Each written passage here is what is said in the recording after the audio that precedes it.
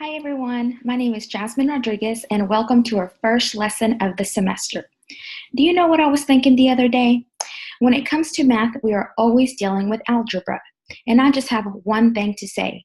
Dear algebra, stop asking us to find your x. She's never coming back and we don't know why.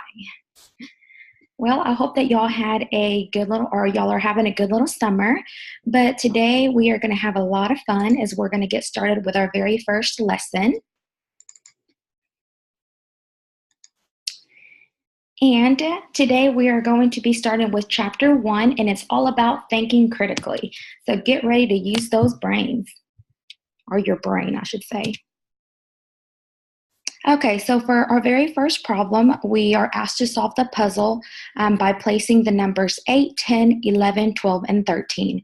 And they want us to use all the possible combinations with these numbers.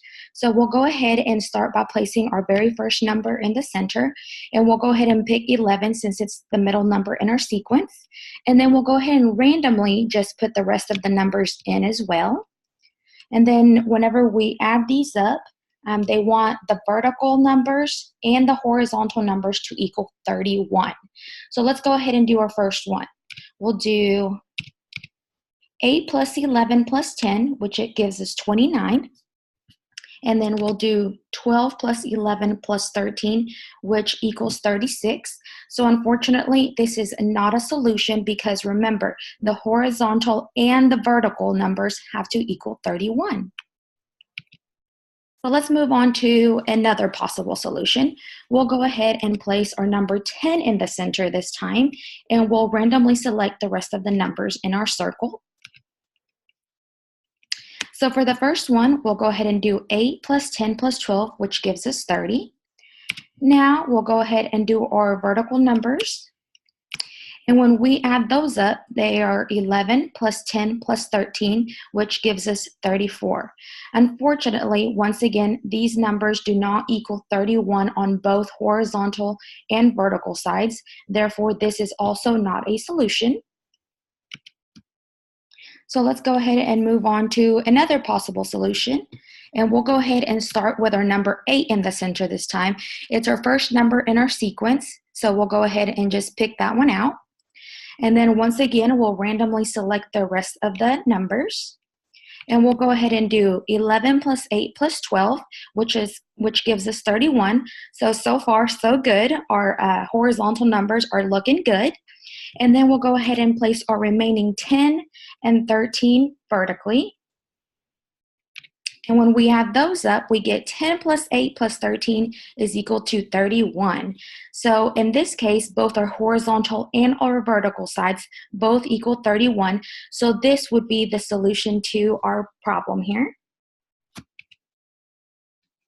Okay, and then for the second part of our problem number 1, we are giving this sample diagram right here, and we want to be able to look at this and see how they solved it in order to be able to solve the following patterns that we're going to be given.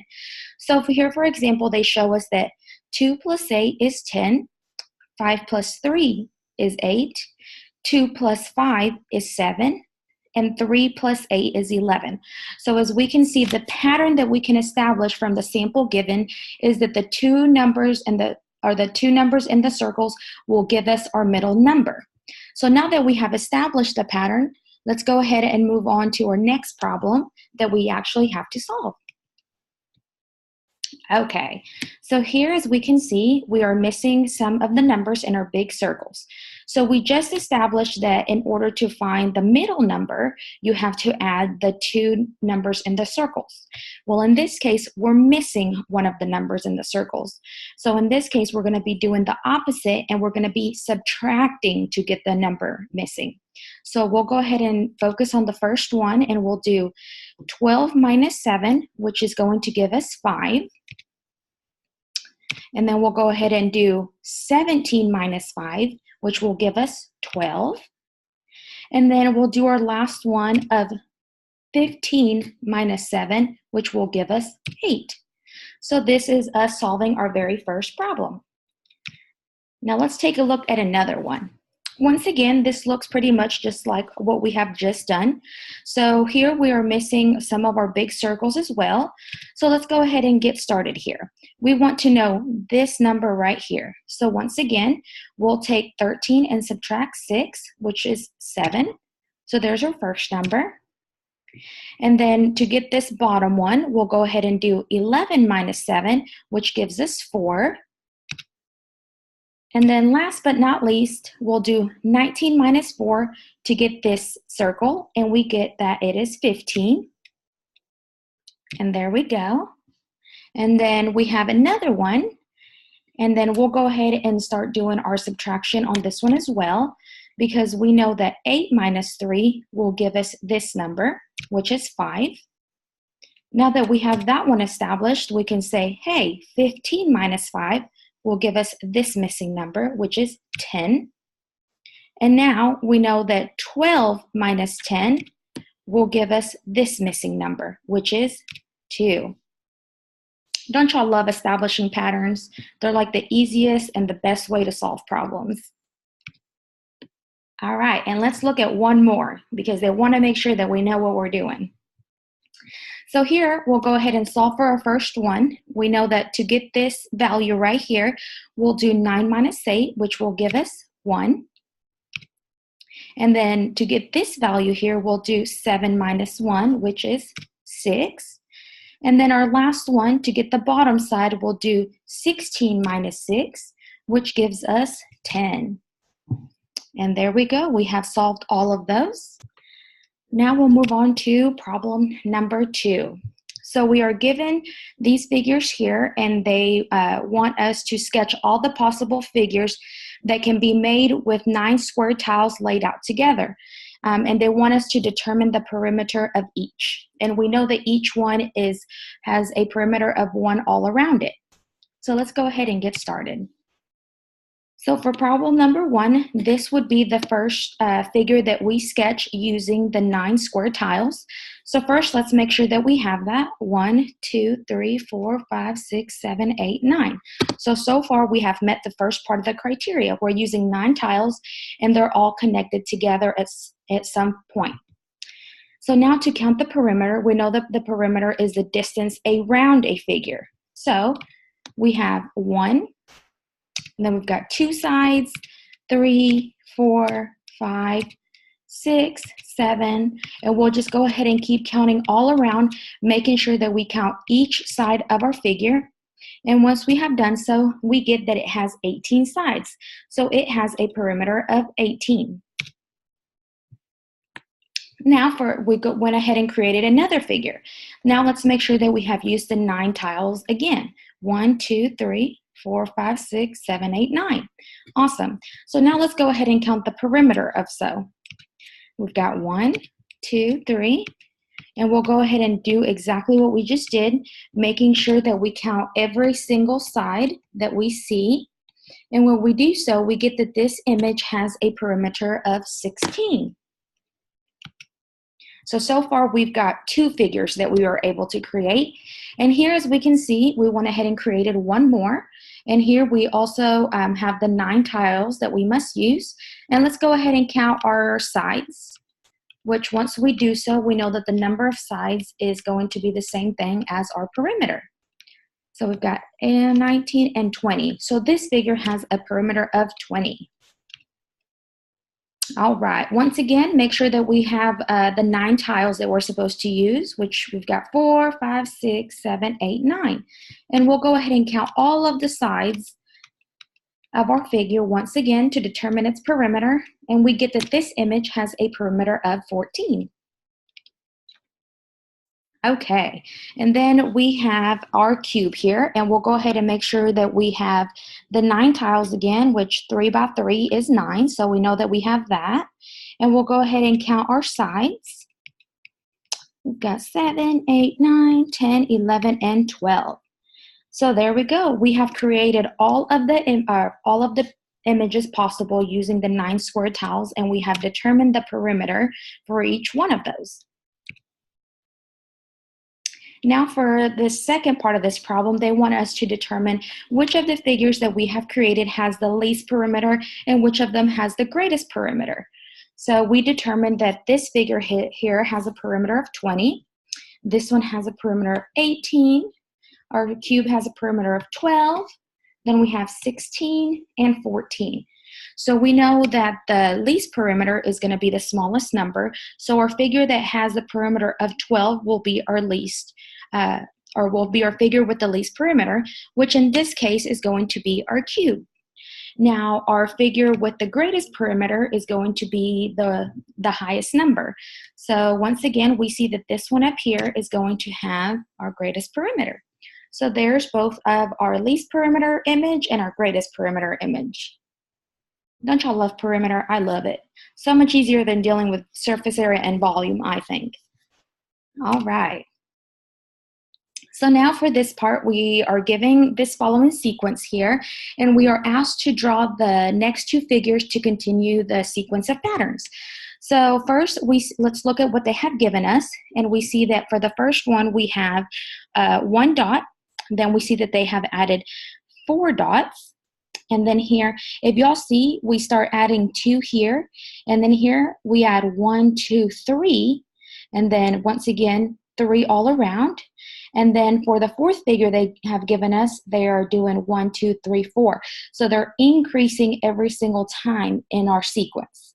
So now let's go ahead and start doing the second or the next sequence. So based on this one, we know that the next one is going to have 1, 2, 3, 4, 5. 5 on the side and 5 all around. So let's see what that would look like. There's that right there, what we have given. And there's 1, 2, 3, 4, 5. And then 1, 2, 3, 4, 5. And then 1, 2, 3, 4, 5. So this would be our fifth pattern, our fifth figure, once we add the sequence or the dot sequence to it. Excuse me. And then let's look at our next one. And here we know that if we just added another dot, we'll go ahead and add another one to this one, which is going to be 6. So we have 2, 4, 6. And we have 1, 2, 3, 4, 5, 6. And we'll do it one more time. So right here we have our 2 other patterns that we have created based on what they have already given us. All right, now for part B, they want us to list the sequence of the numbers. So all that we are going to do in this case is look at the sequence. So here we have 1 dot, then we're going to count how many dots are in the second sequence. So we have 1, 2, 3, 4, 5. So this one has 5. And then the next one we have 5, 6, 7, 8, 9, 10, 11, 12. So this one will have 12. And then on the next one, we have 12, 13, 14, 15, 16, 17, 18, 19, 20, 21, and 22. And then for our fourth sequence, we have 22. Then we have 23, 24, 25, 26, 27, 28, 29, 30, 31, 32, 33, 34, and 35. So that's our fifth sequence. And now if we look at our last one, we have the 35 already, and then we'll go ahead and add 36, 37, 38, 39, 40, 42, 44, 46, 48, 50, and 51. So therefore, when we list our sequence, it would be 1, 5, 12, 22, 35, and 51. All right, and then for part C, they want us to add 4 more equations to the list that they have already given us. So the first thing that we're going to do is we're going to examine what they have given us and determine what kind of pattern has been created. So from here, we see that we go from 1 to 4. Well, how do you get from 1 to 4? You have to add 3, correct? Awesome. So then if you add 4 plus 3, you get 7. And if you add 3 to 7, you get 10. So what happens when we add 3 to 10? We're going to get 13. So our next equation would be to add all of those plus 13, which gives us 35. And then for our next one, we're going to add 3 to 13, which is going to be 16, and then which will give us 51. And then for this one, we add 3 to 16, which is 19. And once we add all the previous ones, we get 70. And then for our last one, we'll go ahead and add 3 to 19, and we'll get 22. So when we add all the previous ones, we get a total of 92. So that is what our other equations will look like once we've determined our pattern. Okay, and so on this figure right here, we have an addition pyramid, and they want us to solve using an equation. So the first thing that we know in an addition pyramid is that the sum of the bottom two will always equal the top one. So this one plus this one will give us the value of this. This plus this will give us the value of this. And these two together will give us the value of the top one. So let's go ahead and focus on the bottom two that they have given us. We know that to determine this right here, we have to do x plus 7, correct? So that means that that's what that value will be. And we know that to get this missing part, we will do 7 plus 3, and that'll be 10. So we know that the value of this will be 10. And now we know that to get this number up here, we have to do this plus this, which would be x plus 7 plus 10, which is 25. And now that we have an equation set up right here, we'll go ahead and solve and combine our like terms. So 7 plus 10, and then is equal to 25. So then we have 17. So then we'll do x plus 17 is 25.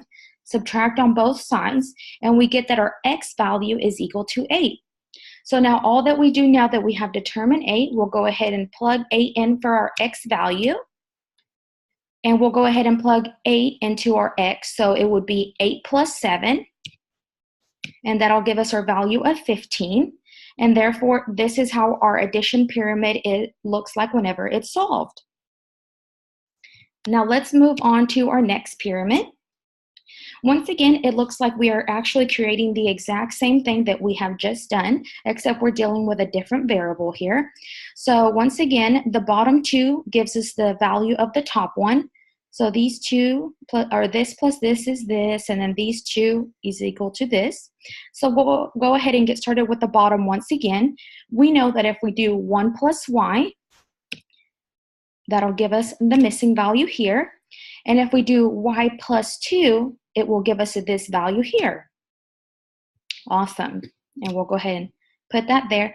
Now, once again, we know that once we add the middle two together, that'll give us the top of our pyramid. So we'll go ahead and set up a lovely equation. And we'll go ahead and do 1 plus y plus 2 will give us 15. And we'll go ahead and solve that and combine like terms. And when we do so, we'll go ahead and get that y is equal to 6. So whenever we do so, all we'll go ahead and do is replace our value. So we know that y is equal to 6. And then we know that 6 plus 1 is going to give us 7. And we know that 6 plus 2 is going to give us 8. So once again, this is what our pyramid looks like once it's solved. Don't y'all love doing this? Because I actually really do. I love doing this stuff. Okay, once again, we are given another addition pyramid, and they want us to solve. But here we can see that we have one that's a little bit more complicated, but we will use the same steps to solve it. So the first thing that we are going to do is use the variable for our missing value here. So since they've already given a z, we'll go ahead and say that that's m right there. Once again, we know that these two put together will give us this value here, and that this plus this will give us that, and these two will give us the top pyramid. So we know that z plus m is going to be equal to z, so we'll go ahead and solve, and when we do so, we get that m is equal to z minus 2. So this is the same thing here. And then the next step that we'll take is we know that when we do z minus 2 plus 9, it will give us this missing value here. So when we do so, we'll go ahead and solve, and we get that the number is going to be z plus 7, the missing value. So now that we have each one filled out, now we know that once we combine z plus 7, that will give us 27. So that is actually going to be our equation that we're going to use. And when we do so, we'll go ahead and combine like terms. So we get z plus z is equal to 2z. And then we get 27 minus 7 is 20. We'll go ahead and solve for z. And then we get that z is equal to 10. So once again, we'll go ahead and replace our values because now we know what z is. And that's 10. And then we know that whenever we do 10 minus 2, we're going to get 8. And we know that when we do 10 plus 7, that's going to give us 17. And once again, you can always go back and double check. I mean, I think I'm pretty good because I've added them up already. But if you wanted to double check when it comes to addition pyramids, you sure can. 8 plus 2, 10. 8 plus 9 is 17. 10 plus 17 is 27. So we know that we have solved this properly. All right. On to the next one. Okay, so for this problem, this is the information that we are told. 4 married couples belong to a bridge club. The wives' names are Kitty, Sarah, Josie, and Ann. Their husbands are either David, Will, Gus, or Floyd. And we are given this set of data, right here. And we want to know who is married to who. So first, what we're going to do is we will begin by looking at the most obvious information and working our way from there. So first, we know that Kitty is married to Will. So we're going to use a circle for the people that are married to each other, and we're going to use X's for the ones that are not married to each other. So we know that Kitty is married to Will, which means that Will cannot be married to any of the other ladies. At least he better not be.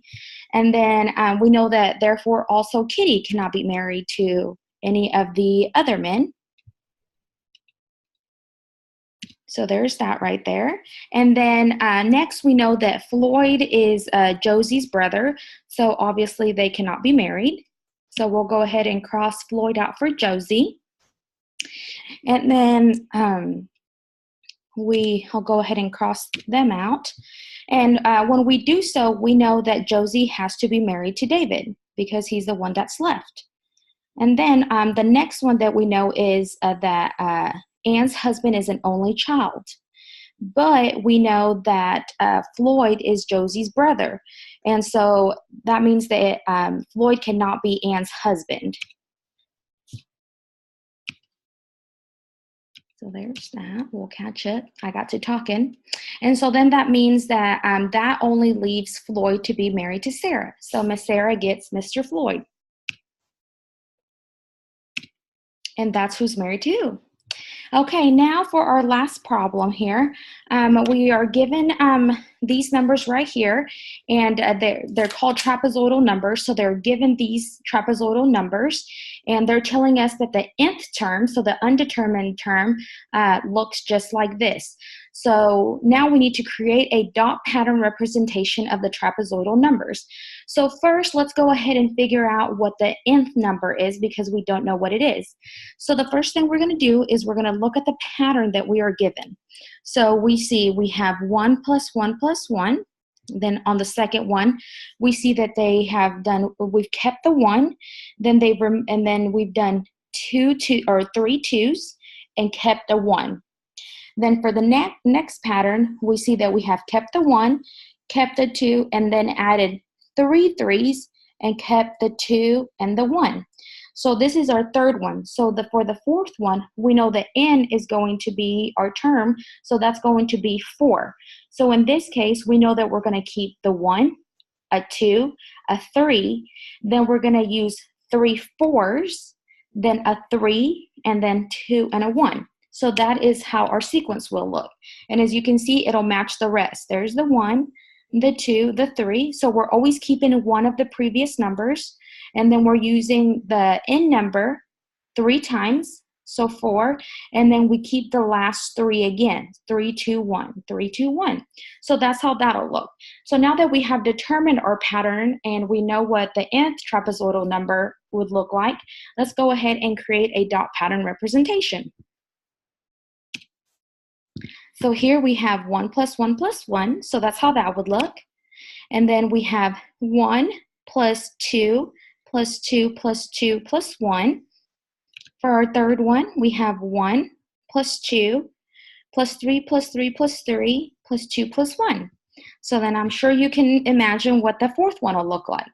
We'll have 1 dot, then we've got 2, then we have 3, 4, 4, 4, 3, 2, and 1. So that is what our dot representation will look like. Now for the second part of this problem, they want us to rearrange the dots into a rectangle with 2 or more columns than rows. And so as we can see, we are given this information here.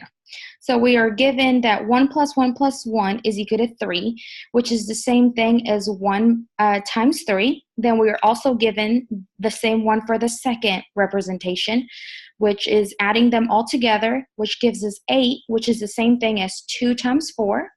And then they went ahead and did the third one for us as well, which is the same thing as 3 times 5. So now let's go ahead and figure out what this one would be.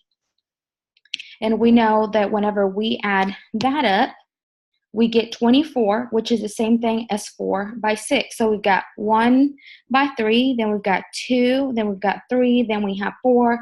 And you can just imagine that the pattern just keeps going as well. And so now in order to rearrange the dots into a rectangle, we'll go ahead and move on to our next one. All right, so we'll go ahead and keep what they have given us, and we are going to use this new number that we have created based from the information they have given us to do so. So now we've got 1 by 3 will look the exact same, and then here we're going to have 2 by 4. So we have 1, 2. So we have 2 rows, and then we have 4 columns. 1, 2, 3, 4. Then for our next one, you can imagine we're going to have how many? 3 rows, 5 columns. So let's take a look. There we go. 1, 2, 3. 1, 2, 3, 4, 5. So as we can see, we're creating a rectangle from our dot pattern. And then for our last one, we're going to have 4 by 6, which is going to give us 4 rows by 6 columns. So we'll have 1, 2, 3, 4 by 1, 2, 3, 4, 5, 6. So that is how our rearranged dots would look like in a rectangle form.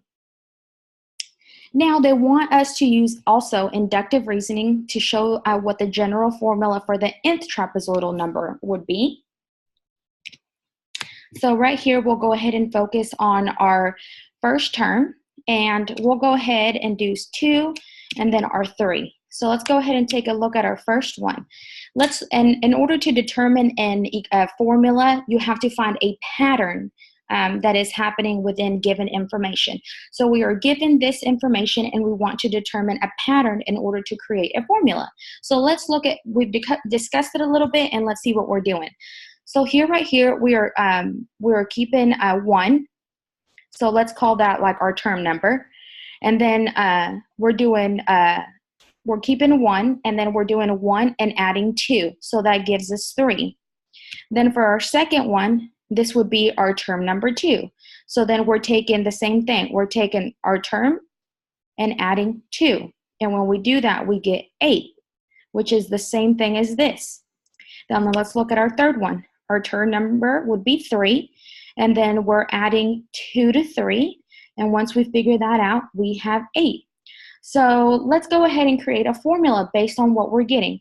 We'll go ahead and use n as our term number. So we know that our term number and then would be multiplied times, and then we do our term number again, and then we're adding 2. So this is going to be our formula that we have created based on the pattern they have given us. So now let's go ahead and put that to work. So say that we want to find our fourth term. So we want to look at this one. So all we're going to do is go ahead and input this into our formula. So once again, n determines what? Our term number. In this case, it is 4, correct? So all we're going to do is do 4 Then we're going to do 4 plus 2, and that should give us 24. So let's plug that into our little formula. And 4 plus 2 is 6. 6 times 4 is 24. So therefore, that is our formula, and we know that it works.